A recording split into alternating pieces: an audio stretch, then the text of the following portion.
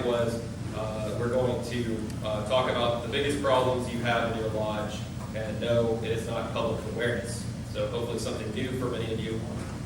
I'm going to start with a short, this is a 2.5-minute video from Brian Balfour. Brian is one of the world-leading experts in growth. One thing that I encourage everybody to do is to go around their company, ask 5 different people, how does your product grow?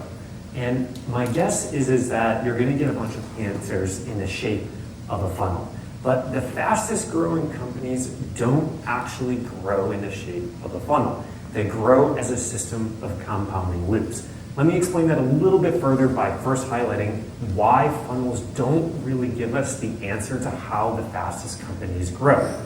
The issue with funnels is that they only move in one direction. There's a start and an end. So we just have to keep filling the top of the funnel with more and more things, and that's not sustainable over time. The second thing is that organizations internally then tend to organize around the funnel. Marketing owns some top layers, product owns some middle layers, and so on and so forth. What ends up happening is that they end up optimizing at the expense of each other. So it not only doesn't explain how the fastest company grows, but it actually starts to create problems over time. What we've learned is that the fastest growing companies grow as a system of compounding loops that kind of reinvest in each other over time and create this compounding defensible type of growth. Let me give you just a really quick example that I'm sure everybody is familiar with. A very simple viral loop. A user signs up, a certain percentage of them invite other users, and then a certain percentage of those users come back and restart the loop over time. Another type of funnel would be a user-generated content loop. Think of something like Pinterest. A user signs up, they pin a bunch of content, that content gets indexed by Google, people find that content, become users, restarts the loop. There's a lot of different types of loop. We've actually researched and identified over 20 different types of loops that are deployable across different types of companies. But the big point here is once you start viewing how your product and company grows through this framework of a loop, it really changes you. It changes how you operate. You tend to approach growth from a different perspective. You make investment decisions very different when you see those compounding returns over time, and you tend to operate and organize very differently around these loops that kind of traverse these functional lines rather than these siloed organizations and functions kind of across a funnel. We go super deep into all different types of loops in our program around growth models. You can get more information about this in the link below. Thanks. Okay, so that might not be initially obvious how that applies to masonry. So let me take you back to 2010, 2011, my year as worshipful master at Hillcrest Lodge. We were kind of coming back to the drawing board year by year. We had sold our building in Uptown. All of our cash was in flux.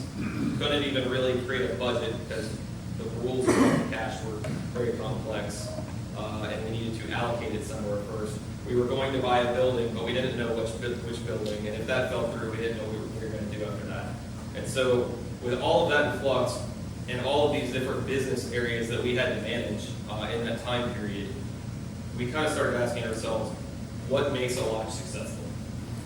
You know, on top of all these other things that we're doing for the business of the lodge, which was basically Hillcrest was traditionally for decades before I joined, realistically a real estate lodge.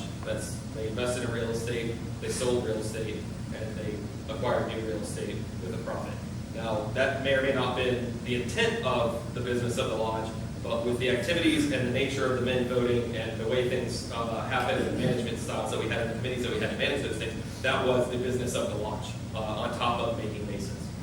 And so we said, okay, let's do an audit. Let's figure out what all we need to really make masonry successful, regardless of that business model. We're very good at that. But what do we need to make masonry successful aside from that? And so we did an audit and came back with something that looked like this: 6 pillars of success. You've got communication committees, social committees, investigation committees, committees on work, operational committees, and charity committees. Now, these are all just silos of areas that need to be done. Of those, you have different focus areas and different committees specific for those within each. So you've got a lot of manpower that needs to happen here to make a lodge compoundingly successful, right? That's a lot going on, a lot to do. We said, okay, how can we make sure that we can build this with the right amount of guys in the right places, that it continually builds upon itself, and hopefully we can spread the load out. And we came up with this, and this is why I started off the presentation at the beginning, because inadvertently and accidentally we created a compounding growth loop. Everything here is building on itself. And so basically, you start with communications, exterior to the lodge, your lodge website, emails to inquirers and things along that line. You build up a social presence to get to know them, whether that be through on-site tours or lodge happy hours, however your lodge wants to handle it. From there, you get an investigation committee, you get your committee on work, you get this and that. And in the process of all that, you're creating a unified brand of what your masonry is, what your lodge is, why guys want to join, and get them to become committed members, right? And then they're a member, and then they're learning to work, they're joining committees, they're leading the lodge, and it's recycling back on itself on this. And so throughout the course of this year, the Masters of Lodge Administration program really sets out to teach each lodge how to build their own compounding growth loop.